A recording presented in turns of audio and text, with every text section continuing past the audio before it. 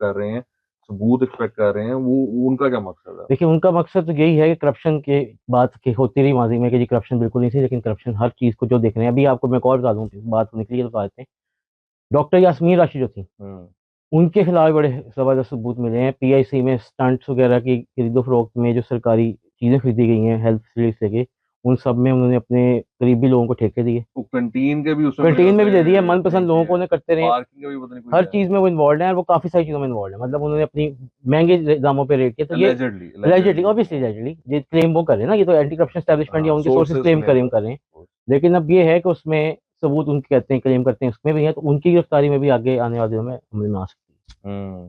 तो आपको पता है परवेज इलाही साहब जो है वो पीटीआई के सदर हैं। तो पीटीआई का सदर अगर जेल में चला गया और चेयरमैन बाहर रहा, देखिए वो आपको ज्यादती है। पीटीआई के सीनियर नायब सर कहते हैं कि वो एक मसाला है और वैसे मसाले भी होने चाहिए। आ, और वो आपको पता है उनकी तो बहुत प्यार है उनसे। हाँ जब वो हाँ फवाद चौधरी हाँ साहब गिरफ्तार हुए थे, चौधरी साहब ने उनको बड़े अच्छे अल्फाज में याद किया था। और हाँ। अच्छा, अब हुआ ये, इमरान खान साहब बदला वैसे जबरदस्त देते हैं। हम्म। उन्होंने इनकी अपॉइंटमेंट पे नोटिफिकेशन भी उनको उससे दिलवाया। फवाद बाकी चौधरी सबको से। बुला के पार्टी में मफलर पहनाते हैं, और फवाद चौधरी जाकर उनको सिर्फ नोटिफिकेशन वो लेटर दे आया। उनको ज्वाइनिंग भी फवाद चौधरी के हाथ तक रही। मतलब उन्होंने कहा तुम फवाद चौधरी के बारे में कह रहे थे ना, हाँ, चलो फवाद चौधरी तुम्हारे से ऊपर है अब। क्या बात है। अच्छा, अब हमारी जो कौमी असम्बली है उसने एक करारदाद मंजूर की है, और उसने उसमें कहा है कि सुप्रीम कोर्ट का जो थ्री मेंबर्स बेंच का जो फैसला है कि जी आप इलेक्शंस मई में करवाएं, और इलेक्शन कमीशन को उन्होंने पाबंद किया है इस पर, वो कौमी असम्बली ने मानने से इनकार कर दिया। ना सिर्फ मानने से इनकार कर दिया है, उन्होंने ये कहा है कि ये जो आपने 63A की जो तशरीह की थी ना, एक रीराइट किया उसको कॉन्स्टिट्यूशन को, वो भी फुल कोर्ट देखे। वो बड़ी एक उन्होंने पॉइंट वाइज जो है ना उस टॉपिक को डील किया है, और उन्होंने बताया कि ये इशू तो जो है ना ये तो नहीं हम मानते।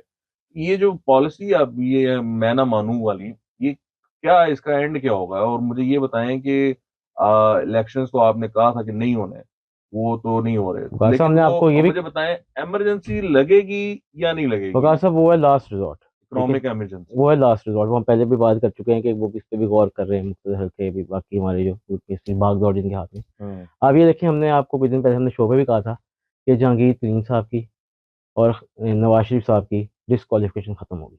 हम्म। उनकी डिसक्वालिफिकेशन 63A में हुई है। हम्म। तो वो वाली बात भी अब देख रहे हैं आ गई है मंजर हम्म। आम पे कि उनकी डिस्क्वालिफिकेशन खत्म होने की तरफ भी चीजें चल पड़ी हैं। दूसरे, उन्होंने ये नहीं माना, हमने कल के प्रोग्राम में ये बात भी की थी कुछ पिछले प्रोग्रामों में, कि शहबाज शरीफ साहब जो हैं वो अपने ऊपर कंटेम्प्ट लगवा लेंगे, लेकिन वो फैसला नहीं मानेंगे। ये उस तरफ भी नजर आ रहा है कि उसको पार्लियामेंट ने पूरा नहीं कह दिया। हम्म। मतलब अब ये दिखा दिया गया कि पार्लियामेंट की बैकिंग भी शहबाज शरीफ साहब को हासिल है। हम्म। अच्छा, दूसरी आप इसमें बड़ी इंटरेस्टिंग है। अच्छा, इसमें आपको इस पता है ये, करारदाद आपको में पता है ना, करारदाद पेश किसने की है? नहीं नहीं, इस करारदाद करारदाद में पेश किसने की है? उसमें पाबंद किया है काबीना को और वजीर आजम जी जी को भाई। कि ये आप बिल्कुल आपने इलेक्शंस नहीं करवाने, कोई वो आपने वो नहीं करना, कॉपरेट नहीं करना। वो आपकी बात है ना। अब देखिए ये जो आई है करारदाद, हम्म। वो हमारे बलूचिस्तान के एक सीनियर पार्लियामेंटेरियन की वजह से आई है, हम्म।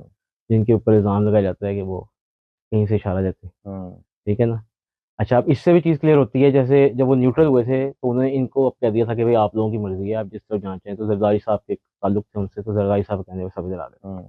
अब जिस तरह कहा जाता है कि लोग बातें हैं चैमगोइयाँ कर रहे हैं कि शायद स्टैब्लिशमेंट या वो दोबारा टिल्ट की कोई शायद खान साहब की तरफ पॉपुलैरिटी के लिए, तो इससे वो भी क्लियर हो गई कि वो स्टैब्लिशमेंट अभी तक तो न्यूट्रल ही है, कि ये अपने फैसले खुद कर रहे हैं। और वो उस पार्लियामेंटेरियन से लाई गई है जिसके उनके बारे में कहा जाता है कि शायद ये किसी हम्म। के कहने पे आते जाते हैं। अच्छा देखिए, अब मसला पता है क्या है? हम्म। आप कोर्ट ने एक जो फैसला दिया ना, वो तो इनको ना मानना पड़ना है। ये करारदाद से कुछ नहीं होने वाला। तो बिल्कुल नहीं होना ये करारदाद से, लेकिन वकार हाँ साहब ये करारदादों से कुछ नहीं होना। मैं आपकी बात से एग्री करता हूँ, इनको हाँ करना पता है करेगा। हाँ। जो रेफरेंस की बातें ये हो रही है ना इनके, ये विजिलेंस पार्टी, हम्म। इनको रेफरेंस ही दायर करना पड़ेगा सुप्रीम उन जुडिशल जुडिशल काउंसिल काउंसिल में। में जाके इन जजेस के खिलाफ हम्म। पूरा स्टैंड लेना पड़ेगा। ये करारदाद तो वो उड़ा के रख देंगे, वो चीफ जस्टिस साहब ऐसे कुछ नहीं मान रहे इनका। लेकिन चीफ जस्टिस साहब से मेरे ख्याल में ना बहुत सारी पार्टी से भी उनको सजेस्ट किया था, सीनियर लॉयर्स ने, सीनियर पार्लियामेंटेरियंस ने, बार्स ने, तकरीबन सब बार्स ने, एक बार को छोड़ के, कि आप फुल कोड बना दें। अगर वो फुल हम्म। कोड बना देते ना, हम्म। तो ये जो ये पीडीएम की पार्टीज हैं, दूसरी पार्टीज भी हैं, और खान साहब तो खुद कह चुके थे कि मुझे कोई फर्क नहीं पड़ता। हाँ। आपको याद होगा हमारी जासफर साहब जो उनके सीनियर लीडर, हमसे हम्म। इंटरव्यू में यही कहा कि हमारी पार्टी को इससे कोई फर्क नहीं पड़ता, हम्म। 3 मेंबर हो, 5 मेंबर हो, फुल बेंच। हम्म। तो अगर फुल बेंच बना देते, जो इतने सारे ये इस वक्त खुद भी शिकार हैं कंट्रोवर्सी में फंसे हुए हैं, हुँ। लोग उनको एतबार नहीं करे, तो वो अपना एतमाद एक तो बहाल करने में कामयाब रहते हैं। दूसरे एक मेरे ख्याल में कासा इससे इंटरलिंक्ड ही है, एक जो गलती और हो रही है ना, वो उन जजेस को इन्वॉल्व किया जा रहा है जिनके ऊपर पीडीएम की पार्टीज़ को तहफ़्फ़ुज़ात हैं। हाँ, भई अगर आपने हाँ। निगरान जज जस्टिस जावेद हसन साहब को लगा दिया, हमारे लिए काबिल-एहतराम है, नहीं, लेकिन वो उनके नहीं लगाया है, मेरा नहीं ख्याल सर लगाया है। वो बात सुनिए ना, वो मतलब उनके बारे में बात तो हो रही है ना, बेंच पे भी जब आपने बेंच बनाया है जो उसके काज़ी फ़ईसा साहब को साइड पे करने के लिए, मतलब हुँ, उनकी पिटीशन को देखने के लिए, उसमें सारे वो लोग थे जो आपके लाइक माइंडेड थे। हुँ, तो अगर आप दूसरी तरफ के जज हैं जिन पे इतराज़ हो रहा है, उनको ज़रा साइड पे कर दें, हुँ, या वो बेंच का पार्ट खुद ही ना बने, जैसे हमारे मुल्क में होता है यूजुअली, हुँ, हुँ। कि आउट ऑफ प्रिंसिपल ही वो खुद ही प्रिंसिपल नहीं, स्टैंड। वो तो देखिए ना, वो नहीं हो रहा। अब इसमें देखें मसला ये है कि ये करारदादों से भी कुछ नहीं होगा और रेफ़रेंस से भी कुछ नहीं होगा। ये वो सुप्रीम जुडिशियल काउंसिल में 1 छोड़ के 10 भेज वक़ार रहे हैं। साहब लड़ाई यूँ ही चलती रहेगी। वो चीफ जस्टिस जो हैं, वो इजलास नहीं वक़ार बुलाएँगे साहब जी, और जब वो इजलास नहीं बुलाएँगे, तो कुछ भी नहीं होगा।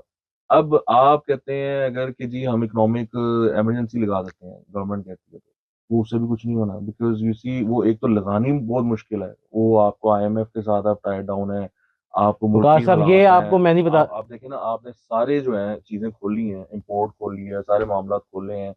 क्योंकि आप आईएमएफ ने आपको कहा है कि भाईजान खोल लें सारा कुछ, ये आपने जो बंद किया हुआ है। आपने पेट्रोल की प्राइसेज़ बढ़ाई हैं। You know we are moving towards reaching an agreement with IMF. तो it's just not gonna happen. ये जो बातें कर रहे हैं ना कि जी हम वो कर देंगे, वो कर देंगे, ये कुछ भी नहीं होना। इनको इलेक्शंस करवाने पड़ने हैं वक़ार और साहब नहीं होने इलेक्शन, आप और मुझे आज इनको इलेक्शंस करवाने चाहिए। आप एक काम करें, वो हुँ, कराने चाहिए, नहीं कराने चाहिए, मैं उस बहस में नहीं पड़ता। मैं हुँ, आपको खबर दे रहा हूँ, मैं हुँ, एक रिपोर्टर हूँ, एक हुँ, सहाफ़ी हूँ, हुँ, इन्वेस्टिगेटिव जर्नलिस्ट हूँ, मेरी खबर आज का देना आपने नोट कर लेना है, हुँ, ठीक है? और फिर मैंने आपसे पूछना है जब इलेक्शन नहीं होने, ये अगर इलेक्शन हुए, हुँ, अगर, एक बार फिर अगर, तो वो दोनों असम्बली होंगे, मतलब चारों असम्बली होंगे इकट्ठे होंगे, हुँ, 7 कौमी असम्बली होंगे। 2-2 टुकड़ों में इलेक्शन नहीं होने, सुप्रीम कोर्ट कह दे, आईएमएफ कह दे, अमेरिका कह दे, जो मर्ज़ी कह दे, इलेक्शन जो हैं वो सारे इकट्ठे होंगे। मैं ले अपनी बात पे कायम हूँ और रहूँगा। नहीं जी, ये है ज़िद का मामला। वो जो है ना, इधर वाली साइड भी यही कहती है, पीडीएम वाले भी कहते हैं कि जज साहब ज़िद छोड़ दें। तो ये लगता है कि इन्होंने भी ज़िद लगा ली है। अब इस ज़िद में कौन जीतता है, ये तो वो मसल पावर पे बात आ गई ना कि जिसका फिर ज़्यादा तगड़ा होगा वो किसका है वैसे जीतेगा। तगड़ा, आपने बताना है मुझे भी? यार देखिए, मैंने ये एक्सप्लेन किया कल कि 2 एस्टेब्लिशमेंट्स हैं इस टाइम, पैरेलल एस्टेब्लिशमेंट चल रही है। एक हमारी कन्वेंशनल, एक पैरेलल है। तो अब ये तो है मसल की, मुझे क्या पता कि किसको कितना सर ज़ोर है। कन्वेंशनल तगड़ा है, जो मैं आपको बता रहा हूँ अभी भी। नहीं, कन्वेंशनल तगड़ा तो उसको वो अपना तगड़ापन दिखाना पड़ेगा और तगड़ापन जब वो दिखाएगा तो किसको दिखाएगा? सुप्रीम कोर्ट को। तो वो उसके क्या इम्प्लीकेशंस होंगे? ये इतना आसान नहीं है, वो it's it's very difficult to do this ना। ये कहना आसान है बट उसको जब आप इम्प्लीमेंट चलिए करने जाते देखते हैं हो, कासब क्या होता है, जजेस को अदारे के साथ आप क्या करोगे? ऐसे ही देखते सो हैं। वो एक अजीब-सा वो हो जाता है। वो मुझे लगता है वो मुश्किल काम है। तो अब देखते हैं क्या होता है बहरहाल। आने वाले दिन जो हैं वो हमें बताएँगे कि इलेक्शंस होंगे या नहीं होंगे। अगर नहीं होंगे तो किस तरह नहीं होंगे, अगर होंगे तो ये पार्टीज़ बायकॉट तो नहीं करेंगी पीडीएम वाली। It would be very interesting to see in the coming days. आपके देखने का बहुत शुक्रिया।